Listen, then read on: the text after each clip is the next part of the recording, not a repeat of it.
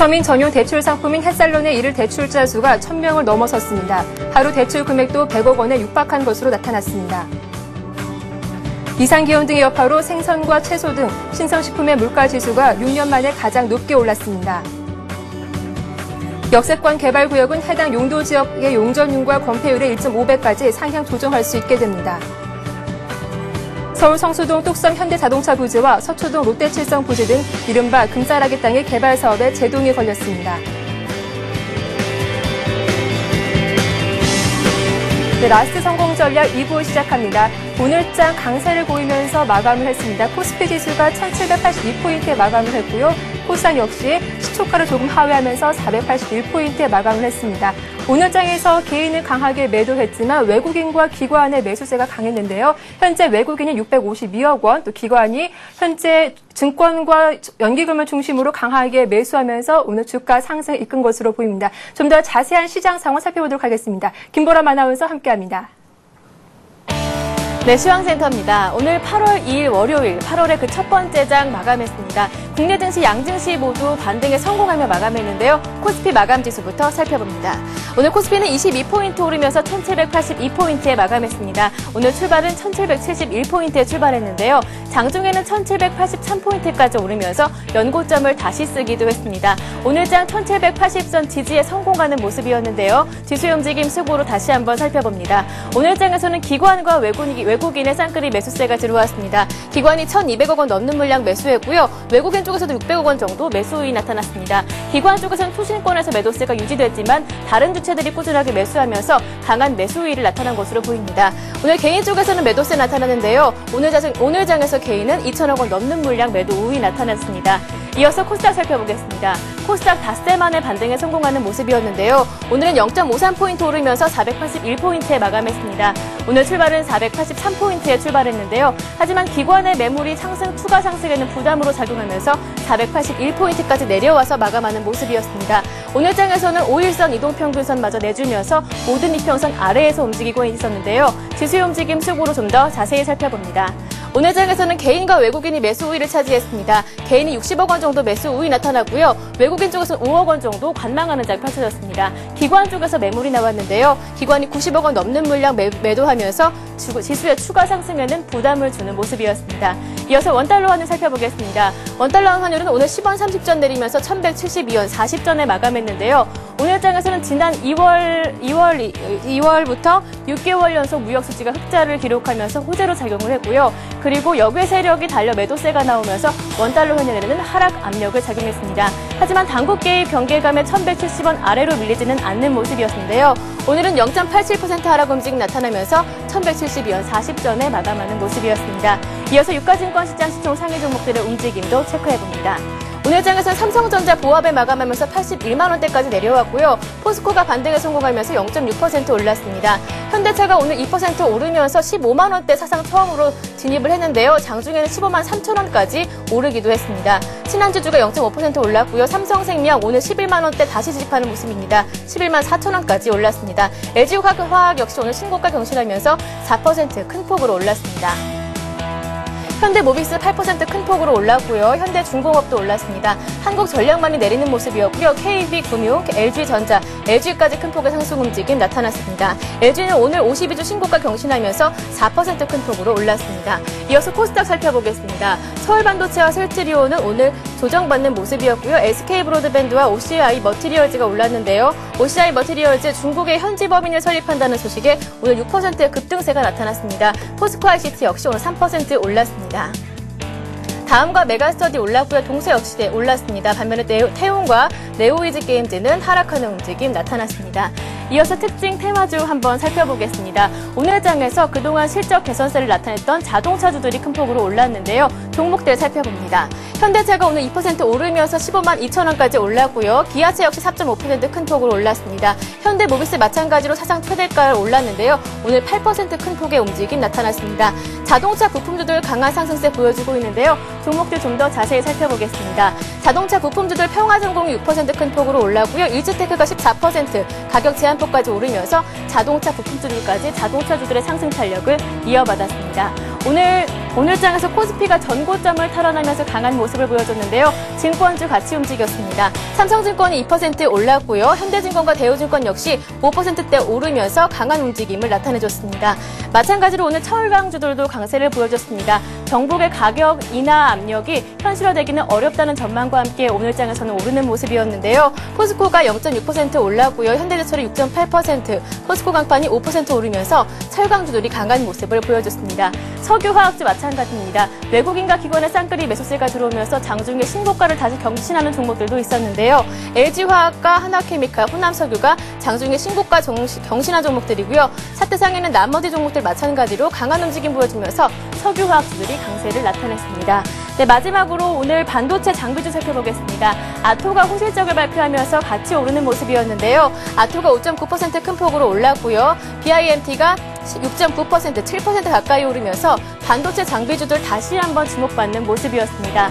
네, 오늘장 코스피 연고점 다시 경신했고요. 전 업종, 거의 대부분 업종이 상승하는 강한 모습을 보였습니다. 그렇다면 내일장은 또 어떻게 움직일지 라트 성공 전략과 함께 알아보시기 바랍니다. 지금까지 마감 시황이었습니다. 네, 마감 시황 들으셨습니다. 코스피가 장중 연고점을 다시 돌파하면서 오늘 증권주가 강한 흐름을 보였고요. 또 실적 개선 기대감에 자동차주가 강세를 보이면서 운수장비 업종의 주가를 끌어올리는 데 큰 역할을 했습니다. 자, 이어서 오늘 8월의 첫 거래일인데 이렇게 기분 좋게 상승으로 마감을 했습니다. 내일장은 또 어떤 흐름을 보일까요? 현재 우리투자증권 이경민 책임연구원과 함께 알아보도록 하겠습니다. 안녕하세요. 예, 안녕하십니까. 네, 오늘장 마감을 했는데요. 오늘장 어떤 이슈들이 있었나요? 네, 지난 주말에 발표되었던 신용등급 상향 가능성에 대해서 시장은 좀 긍정적으로 반응을 하는 것 같습니다. 그리고 미국 증시가 좀 혼조세를 보였지만 미국 선물지수가 강한 상승세를 보였고 중국 지수 또한 0.8% 넘는 상승세, 그리고 일본 증시 또한 상승세를 보이면서 글로벌 증시가 특히 아시아 증시가 동반 상승세를 보였다는 점은 시장에 좀 흥풍을 불어넣는 그런 흐름을 보였습니다. 이에 따라 외국인 기관이 동시 순매수 그리고 이와 함께 프로그램 매수세까지 강하게 유입되면서 시장은 1780선을 넘어서는 강한 모습을 보였습니다. 1780선이라 하면 2007년 하반기부터 2008년 상반기까지 굉장히 중요한 분기점 역할을 했기 때문에 이 지수대의 돌파 이후 안착 가능성을 좀 더 보셔야 될 것 같은데요. 이에 반해서 코스닥 지수는 0.11% 강보합권에 머물면서 상대적인 약세를 이어가고 있는 모습을 지속하고 있습니다. 네, 이렇게 코스피에 비해서 코스닥은 조금 약세 흐름을 보인다라는 말씀 전해주셨습니다. 또 지난 주말에 7월에 소비자 무역수지 흑자가 발표됐다라고 기사가 났었는데요. 이와 관련해서 환율이 오늘 큰 폭으로 떨어졌습니다. 오늘 환율 동향도 살펴봐 주시죠. 네, 오늘 환율 같은 경우는 1170원선까지 1170원선 초반까지 하락하면서 지금 현재로서는 굉장히 긍정적인 모습을 나타내고 있습니다. 하지만 지금 현재 1168원, 그러니까 1160원대 후반에 좀 단기적으로 중요한 지지권이 있기 때문에 이 지지선을 돌파하는지 여부를 좀 더 살펴보셔야 될 것 같고요. 만약에 이 지지선을 하향 돌파할 경우에는 좀 더 강한 상승 탄력을 보이지 않을까라는 생각을 하고 있습니다. 네, 그렇다면 오늘 밤에도 이 미국의 주요한 경기 지표들이 발표될 예정인데요. 먼저 오늘장 어떤 경기 지표들을 눈여겨보는 게 좋을까요? 네, 지난 주말 좀 혼조세를 보였지만 장 초반 약세를 상당 부분 대부분 회복하면서 시장은 혼조세로 마감을 했습니다. 오늘 같은 경우도 특별한 실적 발표나 그리고 경제 지표가 없는 가운데 좀 반등세를 이어가지 않을까라는 생각을 하는데요. 일단 실적 발표가 피크를 지난 이후 향후 그리고 이번 주까지는 경제 지표 발표가 좀 시장이 중요한 흐름이 되지 않을까라는 생각을 하고 있습니다. 특히 그 중에서도 오늘 딱 하나 발표되는 경제 지표가 ISM 제조업 지수입니다. 이는 7월 지표로서 그동안 발표되었던 2분기나 아니면 6월 지표보다는 좀 더 중요한 부분을 차지하고 있기 때문에 주목해볼 필요가 있을 것으로 보입니다. 네, 이렇게 어닝 시즌이 막바지에 접어들면서 아무래도 우리 시장은 이런 경기 지표들에 더 집중을 하게 되지 않을까 싶은데요. 내일장에 대해서 어떻게 생각하시는지요? 내일장 투자 전략도 함께 제시해 주시죠. 네, 오늘 굉장히 강한 상승 탄력을 보이면서 1280선을 돌파했는데요. 앞서도 말씀드렸듯이 굉장히 중요한 분기선을 돌파했다는 점에서는 좀 의미를 부여할 만합니다. 하지만 지금 현재 거래량, 거래대금 측면에 있어서는 아직까지 이 시장의 상승 탄력을 뒷받침해주기에는 약간 부족하지 않나라는 생각을 하고 있고요. 그리고 오늘 삼성전자가 보합권에서 마감을 하는 등 아직까지는 업종별 순환매가 빠르게 진행되면서 시장 자체가 상승 탄력, 동방 상태를 같이 이어나가기에는 약간의 부족한 모습이 나타나고 있습니다. 따라서 앞으로도 계단식 상승 흐름, 그러니까 거래량이나 거래대금 같은 시장 에너지가 강한 모습을 나타내지 않을 경우에는 계단식 상승 흐름을 좀 더 이어갈 가능성이 높아 보이는데요. 따라서 추경 매수보다는 물량 소화 과정, 그러니까 최근 시장 흐름을 보면은 한 단계 레벨업한 이후 2-3일간 물량 소화 과정을 보이는 등락 과정을 반복하는 모습을 보였습니다. 이런 과정을 통한 저점 매수나 아니면 조정시 비중 확대 그런 전략이 유효해 보이면서 업종에 있어서는 어떤 업종으로 치우치는 전략보다는 시장 전반의 비중을 맞춰가면서 비중 확대를 꾸준히 해나가시는 것이 필요하지 않을까 하는 생각을 하고 있습니다. 네, 아무래도 오늘이 8월의 첫 거래일이지 않습니까? 이래서 이 질문을 꼭 드려봐야 할 것 같은데요. 이렇게 어닝 모멘텀이 부족한 가운데 8월의 증시 전망 어떻게 보시는지요? 네, 지금 현재로서는 시장 자체로서 그리고 시장 흐름으로서는 굉장히 긍정적인 흐름이 나타나고 있습니다. 글로벌 증시가 상승 추세로 전환했고 특히 중국 증시가 굉장히 거래량, 거래대금을 수반한 그런 추세적인 상승 흐름까지 가능한 상황이기 때문에 코스닥이나 코스피 모두 우상향 트렌드가 이어지지 않을까라는 생각을 하고 있습니다. 하지만 여기서 중요한 것은 시장 에너지라고 말씀드렸듯이 시장의 이런 상승 탄력을 강화하기 위해서는 시장 에너지 보강이 필요한데 이런 시장 에너지 흐름에 따라 가지고 투자하시는 분 여러분들께서도 좀 탄력적으로 대응하실 필요가 있겠습니다. 만약에 시장 에너지가 좀 강화되면서 추세적인 상승세를 이어가려면은 7조, 8조 원 이상의 그런 거래대금을 가지고선 꾸준한 상승 흐름을 이어갈 경우 추세에 대해서도 강한 확신을 가질 수 있겠지만 최근 들어서는 6조 이하를 지속적으로 기록하고 있는 상황이기 때문에 추격 매수하시기보다는 좀 경계심을 가지시고 좀 단기 조정이나 아니면 단기 물량 소화 과정을 통한 비중 확대 전략이 지속적으로 유효할 전망이라고 보고 있습니다. 네, 추경 매수보다는 조정 시 접근하는 것이 더 바람직하겠다라는 말씀을 전해주셨는데요. 오늘장 같은 경우를 보면은 그동안 주도주였던 자동차주가 큰 폭으로 오르면서 강한 상승세를 보여줬습니다. 또 여기에 오늘 철강주하고 기계주 이렇게 중국 관련된 종목들도 많이 올랐는데요. 어떻게 업종별로 보면은 기존 주도주에 투자를 하는 것이 바람직한지 아니면 이러한 중국 관련주, 철강이나 기계주로 투자하는 것이 바람직한지 말씀해 주시죠. 일단 기존 선도주의 위치도 확고히 하면서 최근 중국 증시 상승 반전 그리고 탄력적인 상승 흐름에 따라서 중국 관련 주식 또한 같이 움직일 것으로 예상되고 있습니다. 이런 측면을 보자면은 시장 자체에 대해서 어떤 업종으로 편중되기보다는 일단 전반적인 업종에 대해서 비중을 고루 가져가시는 것이 필요할 것으로 보이고요.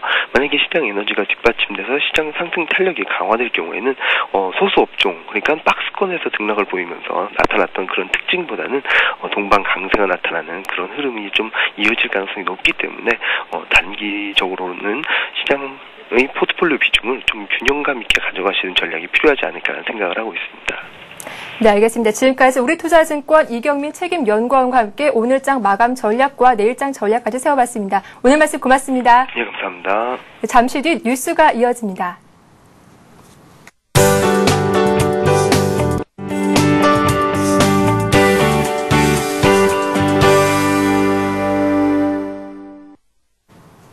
서민전유 대출 상품인 햇살론의 일일 대출자 수가 1000명을 넘어섰습니다. 하루 대출 금액도 100억 원에 육박하고 있습니다. 금융위원회에 따르면 햇살론이 출시 5일째인 지난달 30일 대출자 수가 1242명을 기록했습니다. 당일 대출액은 99억 2천여만 원으로 100억 원에 근접했습니다. 출시 후 5일간 대출 실적은 2,940명에 233억 5천만 원입니다. 이는 작년 말 저신용자들의 창업 및 사업 운용 자금 지원을 위해 출시된 미소금융의 지원 실적을 5일 만에 넘어선 것입니다. 햇살론 대출의 자금 용도를 보면 생계자금이 2,881명으로 227억 원으로 대부분을 차지했습니다. 심사 기간이 7일가량 걸리는 사업 운용 자금은 59명이 6억 원가량을 신청했습니다. 이산 기온 등의 여파로 생선과 채소 등 신선식품의 물가지수가 6년 만에 가장 높게 올랐습니다. 하지만 전체 소비자 물가 상승률은 6개월째 2%대를 기록하며 안정세를 보였습니다. 통계청에 따르면 7월 소비자 물가는 지난해 7월보다 2.6% 올랐습니다. 한 달 전보다는 0.3% 오르며 증가세로 돌아섰습니다. 특히 신선식품 지수는 작년 7월에 비해 16.1% 급등했습니다. 이는 2004년 8월 이래 최대 상승폭입니다. 품목별로는 배추와 마늘이 각각 61%와 70% 올랐고 무는 무려 107% 상승했습니다. 국산 쇠고기도 12.8% 올랐습니다. 정부는 신선식품 물가가 많이 오르긴 했지만 올해 전체 물가 상승률은 2%대에 머물 것으로 내다봤습니다. 역세권 개발구역은 해당 용도 지역의 용적률과 건폐율의 1.5배까지 상향 조정할 수 있게 됩니다. 국토해양부는 역세권의 체계적이고 효율적 개발을 위해 역세권의 개발 이용에 관한 법률의 시행령을 개정했습니다. 이에 따라 역세권은 건폐율과 용적률 기준이 완화됩니다. 한편 국토부는 지난 6월 말 기준 수도권 미분양 아파트가 총 28,268가구로 한 달 전보다 2.2% 늘었다고 밝혔습니다. 경기도는 미분양이 1.7% 줄었지만 신규 분양 아파트의 미계약 등이 발생한 인천이 29%나 증가하며 미분양이 약 1,000여 가구 늘었습니다. 서울은 6월 말 현재 2,000여 가구가 미분양으로 남아 있습니다. 서울 성수동 등 뚝섬 현대차 부지와 서초동 롯데칠성 부지 등 이른바 금싸라기 땅의 개발 사업에 제동이 걸렸습니다. 서울시에 따르면 법제처는 최근 시가 대규모 부지 개발을 촉진하기 위해 제정한 조례에 대해 상위법상 근거가 없어 문제 소지가 있다고 통보했습니다. 이에 따라 성수동 뚝섬 현대차 부지와 서초동 롯데칠성 부지, 고덕동 서울 승합차 차고지 부지 등 7곳의 개발 사업은 협상 지연이나 계획 변경 등 차질을 빚게 됐습니다. 서울시는 법 개정안이 통과될 때까지 지구 단위 계획의 지침을 보완하고 이를 활용할 수 있는 방안을 찾는 등 행정적 조정을 적극 시도할 계획입니다. 이어서 증권금융 뉴스입니다. 동양종합금융증권이 자산관리 브랜드 마이W를 선보이고 개인 고객을 대상으로 한 자산관리 서비스 시장에 진출합니다. 동양종금은 마이W의 종합 자산관리 시스템을 통해 재무 목표 달성을 위한 맞춤형 포트폴리오를 제공하고 투자 성과 평가 등 사후 관리 서비스도 제공할 예정입니다. 프루덴셜 투자증권이 오늘부터 개인 및 기관 투자자들을 대상으로 주식 혼합형 펀드 프루덴셜 탑3 그룹 플러스 분할 매수 목표 전환형 상품을 판매합니다. 이 상품은 삼성그룹, 현대차그룹, LG그룹, GS그룹, SK그룹 등의 관련 ETF의 분산 투자에 목표 수익률 달성 후 채권 혼합형으로 전환하는 상품입니다. LIG 투자증권이 자문형 랩 어카운트 신상품 LIG 매직 플러스를 출시했습니다. 매직 플러스는 국내 주식에 투자하는 주식형 랩 상품으로 고객이 직접 제휴자문사를 골라 상품에 투자할 수 있습니다. 제휴자문사는 LIG 투자자문, 가울 투자자문, 오크우드 투자자문 등입니다. 외환은행이 내일부터 국내 은행 최초로 카자흐스탄 탱게화 환전 업무를 시작합니다. 외환은행은 앞으로 카자흐스탄의 할리뱅크와 계좌 개설 약정을 체결하는 등 국내 기업들의 활발한 현지 진출을 위해 편의를 제공한다는 방침입니다. 이어서 이 시각 아시아 증시 상황도 살펴보도록 하겠습니다. 먼저 일본 지수 확인해 보시죠. 현재 니케이 지수가 33포인트 오르면서 강보합에 머물러 있습니다. 9,570포인트를 기록하고 있고요. 9,570포인트로 마감됐습니다. 이어서 상해 종합지수도 확인해 보겠습니다. 현재 1% 이상 강한 상승세를 보이면서 2,659포인트에 진행되고 있습니다. 8월의 첫 거래일이었습니다. 오늘 기분 좋게 상승으로 출발을 했는데요. 다음 주에 내일은 어떤 투자 전략을 세울지 저희와 함께해 주시기 바랍니다. 지금까지 라스트 성공 전략 함께했습니다. 고맙습니다.